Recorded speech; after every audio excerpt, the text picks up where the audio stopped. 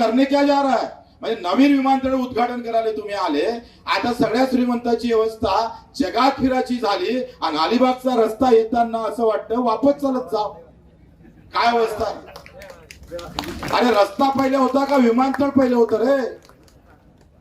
पहिले आमचे वाहन होते का तुमचं विमान पहिले होतं? पहले जो था वो खराब हो गया और जो नहीं था वो अच्छा हो गया. वाह, ये अच्छे दिन.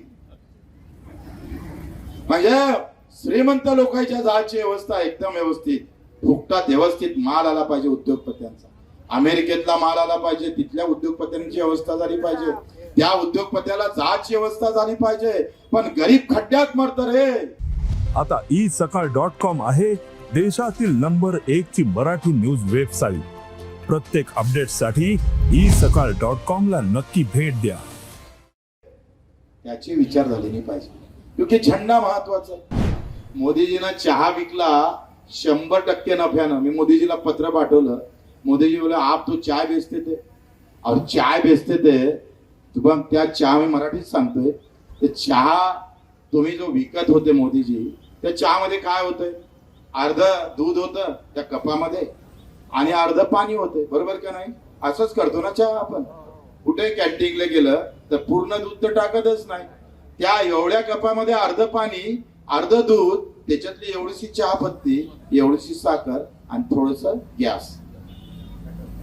7 रुपयाला चहा, आता तो 10 रुपयाला. मोदीजी विकत होते 5 रुपयाला त्या काळात. मोदीजी 100% नफ्यानं चहा विकत होते आणि माझ्या शेतकऱ्याला शेतीमाल 20% घाट्यानं विकावं लागतं. माझा मच्छीमार अजूनही मरतोय. कहा गई तुम्हारी चहा?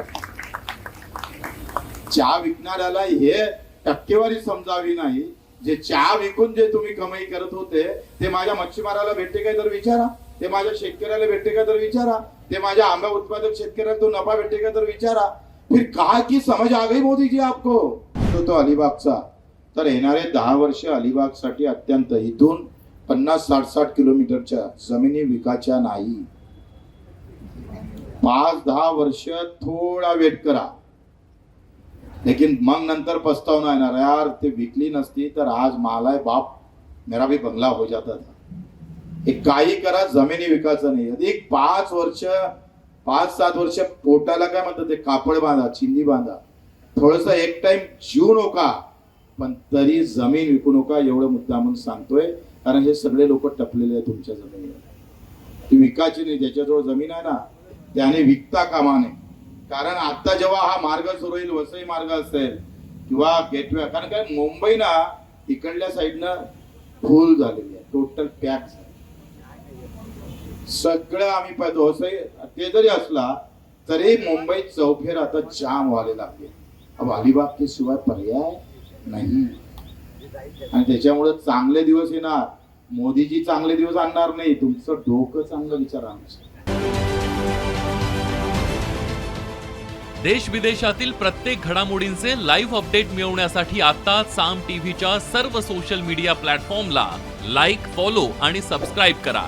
तसंच सर्व नोटिफिकेशनसाठी बेल आयकॉन प्रेस करायला विसरू नका.